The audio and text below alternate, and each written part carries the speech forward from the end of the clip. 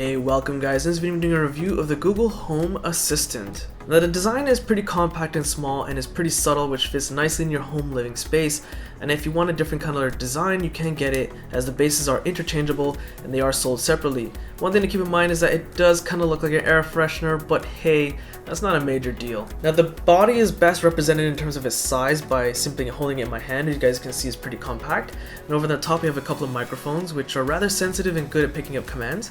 And over at the back we have a dedicated button to mute the microphone for privacy concerns perhaps, or you can just say, okay Google, turn off the microphone, but to turn it back on you have to manually press that button. Housed inside are multiple speakers, and we have a micro USB port at the back, which I'm not entirely sure what it's for, maybe for development purposes perhaps. Now that base, it can be taken off as I just did, and it's magnetically sealed. Once you find the right fitting, it'll just kind of magnetically snap back on. And over on the bottom we have some nice cushioning, so if you have a sensitive stand it won't scratch anything. And the power cord that connects is about 6 feet long. So at the top of the device is actually a touch sensitive panel which illuminates some LED lights. Now, even though it's not a screen, if you move your hand in a circular motion counterclockwise or clockwise, you'll increase or decrease the volume, or you can just say, okay Google, lower or louder, and it'll make the volume lower or louder, or you can just say, okay Google, stop, to make everything stop. You can also ask Google about your day, which will read your calendar appointments, but what I noticed is that it'll only read the Gmail calendar appointments synced with the Google Home Assistant. It will not read anything like, say, if you have a work calendar integrated into your Gmail calendar, it'll kind of just bypass those appointments, unfortunately. Okay Google, what's my day like today? Good day, Sukhji. The time is 5:08 p.m. The weather in Brampton currently is -5 degrees and partly cloudy with a high of -2 degrees. Okay Google, lower. Here's the latest news from NPR News. Okay Google, louder. Today. Okay Google, stop. Support for this. So one of the cool things about the Google Assistant is that it has the ability to kind of have like a conversation. So we'll ask about my Prime Minister up here in Canada, because actually it does work in Canada even though it's not released here yet. So one of the things is that I can actually ask about the Prime Minister and mention his name the first time only, and continue a conversation about the Prime Minister but without mentioning his name a second, third, or fifth, whatever time it may be. So let's give an example. Okay Google, how old is Justin Trudeau? Justin Trudeau is 44 years old. Really? He looks good for his age. Okay Google, how tall is he? He's 1.88 meters tall. Okay Google, where does he live? According to Toronto Sun, Ottawa, Justin Trudeau will not move into the traditional Prime Minister's residence at 24 Sussex Drive, at least until further notice. Wow. Instead, the Prime Minister designates... So you notice that I can just ask about his name the first time, and after that I can just be like, where does he live, how tall is he, stuff like that. If you have it activated on your cell phone, you can say, hey Google instead, to differentiate between Google Now on your phone being activated or Google Assistant on Google Home. It's not just facts that Google's really limited to, you can actually do some like kind of like Easter egg kind of fun. So, okay Google, let's play a game. We can play Lucky Trivia, Mad Libs, or Crystal Ball. What do you want to try? Let's play Lucky Trivia. Oh wow, this is gonna be fun. Don't freak out, okay? I'm gonna pretend I'm a game show host now. 1, 2, 3,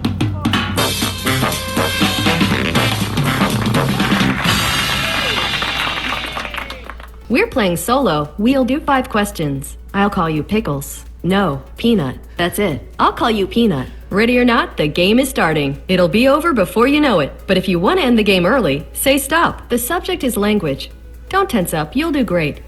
What word fits this definition? Difficult and unpleasant to do. But there are some limitations with this device. See, the way it's designed is that all the software updates is pulling from a cloud, like from the Google AI assistant. So you don't have to really plug it in anywhere to update its software, at least according to what we know so far. But it's really limited. It feels like it's not actually ready for prime time right out of the box. I'll give you some examples. So one of the most basic things you would think you could do is set a reminder, right? Well, let's give it a try. Okay Google, set a reminder for 8 p.m. today to turn on the car. Sorry, create reminder is not yet supported. One of the most basic fundamental things about Google services is to use a calendar reminder, for example. But you can't do it with this device? It seems like Google just kind of is like, let's just rush this to get this out of here before Black Friday sale and Christmas sale. There are some other weird things that it can't do, for example. So if I were to set a timer, it can do that. But if I were to set multiple timers, it'll say it'll set multiple timers and differentiate them, but when it's actually activating the alert, it's just one generic beep. Okay Google, set a timer 12 seconds from now to take out the turkey. Alright, a 12-second timer called Take Out the Turkey. Starting now. Okay Google, set a timer 5 seconds from now to turn on the car. Second timer, turn on the car for 5 seconds. And we are starting now. So it knows it has two different timers set right now, but you'll notice that the beep will stay consistent. It's gonna stay the same thing. Okay Google, stop. So despite there being two timers, even if I have them go off at the same time by chance, I won't know which timer is for which reminder. It'll just have the same generic beep for each timer. It won't say like, hey, this is your first reminder kicking off for turkey dinner. Another bizarre thing that I kind of find annoying is that it's synced to one Gmail account. So this one here is synced to my personal Gmail account, but if my wife wanted to know about her personal day, for example, and her schedule, she can't. It's locked to just down to my Gmail account, unfortunately. Now, I do believe Google has plans to change that in the future, but right now it's just not ready. So my other concern is that there's not a lot of third-party developer support just yet. Now, that could change in the future, but one of the things is like, for example, it'll sync and work with Philips Hue light bulbs, but not with Wemo smart light switches, for example. Now, there was a way to get around this because it is actually compatible with IFTTT, which is if this then that. Now, if you're not sure what that is, I'll have an explanation for that in my YouTube video channel, and also have maybe a link for it in the video description when it's ready.